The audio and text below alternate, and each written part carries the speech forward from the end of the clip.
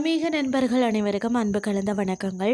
இன்றைக்கு நாங்கள் ஆன்மீகம் சம்பந்தமான பதிவில் நினைத்ததை நிறைவேற்றும் அண்ணாமலையாரை பற்றி தான் நாம் இன்றைக்கு பார்க்க போகிறோம். கோவில் என்று சொன்னாலே அதில் பழங்காலத்து பெருமைகளும் தனி சிறப்புகளும் இருக்கத்தான் செய்கிறதா. அந்த வகையில் பெருமை மிக்க கோவில்களுக்குள்ள ஒன்றான திருவண்ணாமலை அண்ணாமலையார் கோவிலை பற்றி இப்போது பார்க்கலாம். அண்ணாமலையார் கோவில் மிகவும் பழமையானது.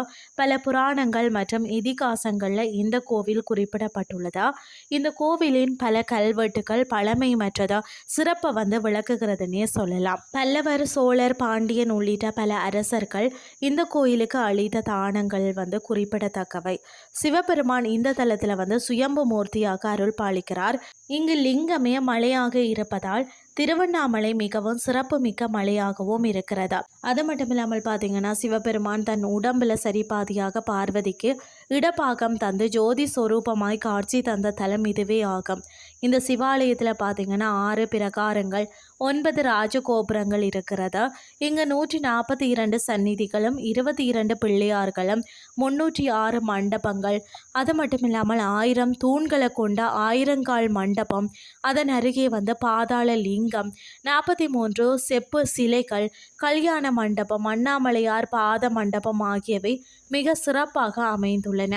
சிவனின் தேவார பாடல் பெற்ற 274 சிவாலயங்களில் இந்த கோவில் 233வது தேவார தலமாகவும் இருக்கிறது. திருமால், பிரம்மன் இருவருக்கும் சிவன் கார்த்திகை மாத கிருத்திகை நட்சத்திரத்தில் தான் அக்னி வடிவமாக காட்சி தந்தார். இந்த நாளிலேயே தீப திருநாள் கொண்டாடப்படுகிறது. கார்த்திகை தீப நாளை ஒட்டி கார்த்திகை தீப பிரம்மோற்சவ திருவிழா அண்ணாமலையார் கோவில் வெகு விமரிசையாக நடைபெறும். இதில் 10 நாட்கள் ஊர்வலங்களும் 3 நாள் தெப்ப திருவிழாவும் அதனை அடுத்து சண்டிகேஸ்வரர் உற்சவமும் சிறப்பாக நடைபெறும். மாதந்தோறும் வரக்கூடிய அந்த பௌர்ணமி தினத்தில் பார்த்தீங்கன்னா மலையை சுற்றி கிரிவலம் செல்லுதல் திருவண்ணாமலையில் மிகவும் சிறப்பம்சமாகவும் இருக்கிறதா. சித்ரா பௌர்ணமி அன்று பார்த்தீங்கன்னா கிரிவலம் செல்வது இந்த கோயிலின் விசேஷமாகவும் பார்க்கப்படுகிறதா. கிரிவல பாதையில் 8 திசைகளும் ஒவ்வொரு லிங்கம் இருக்கும். இந்திரலிங்கம், அக்னிலிங்கம், யமலிங்கம், நிருதிலிங்கம், வருணலிங்கம், வாயுலிங்கம், குபேரலிங்கம், ஈசானலிங்கம் ஆகியவை இந்த மலையை கீழ் திசையில் இருந்து பார்த்தால் ஒன்றாக தெரியும். இது ஏகத்தை குறிக்கும். மலை சுற்றும் வழியில் பார்த்தீங்கன்னா 2ஆக தெரியும். இது அர்த்தநாதீஸ்வரரை குறிக்கும். மலையின் பின்னால் மேற்கு திசையில் பார்த்தால் 3ஆக தெரியும். இது மும்மூர்த்திகளை குறிக்கும்.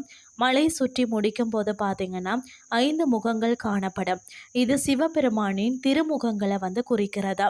கார்த்திகை மாத பிரம்மோற்சவம், மாசி மகா சிவராத்திரி, மற்றது திருவூடல் உற்சவம், சுவாமி ஊஞ்சல் ஆடும் உற்சவம், மற்றது பங்குனி உத்திரம், திருக்கல்யாண உற்சவம் ஆகியவை இந்த தலத்தில் கொண்டாடப்படுகிறதா. பிரார்த்தனைகள் பார்த்தீங்கன்னா திருமணம், குழந்தை பாக்கியம், வியாபாரம் விருத்தியடைய, உத்தியோக உயர்வு, வேலை வாய்ப்பு, சுய தொழில் வாய்ப்பு வேண்டுவோர் மற்றது அனைத்து விதமான வேண்டுதல்களும் நிறைவேறணும்னு சொன்னால் இந்த தலத்து சிவனிடம் பிரார்த்தனை செய்யுங்கள். இன்றைய ஆன்மீகம் சார்ந்த பதிவு உங்களுக்கு பிரயோசனமாக அமைஞ்சிருக்கும்னு சொல்லி நானும் நம்புகிறேன். இதே மாதிரி மற்றும் ஒரு ஆன்மீகம் சார்ந்த பதிவோடு உங்களை சந்திக்கிறேன். நன்றி.